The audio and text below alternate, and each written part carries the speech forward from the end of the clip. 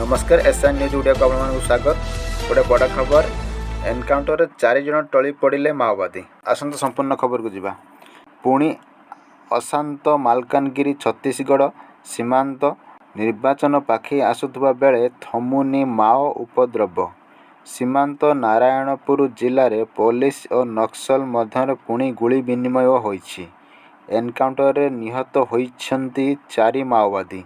मालकानगिरी सीमांत छत्तीसगढ़ नारायणपुर जिला आबुझामाड़ जंगल में गुली विनिमय बेले माओवादी मृत होइछि।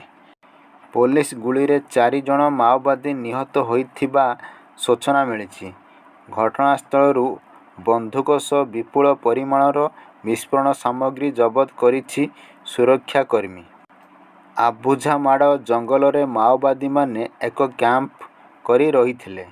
गोइंदा विभाग एने खबर देबा परे आरंभ होइथिला कम्बिंग ऑपरेशन।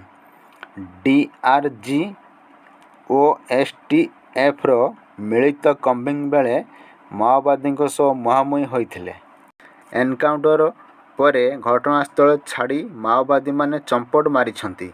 तेबे एही एनकाउंटर रे 4 जन हार्डकोर माओवादी निहत होइथिबा सूचना मिली।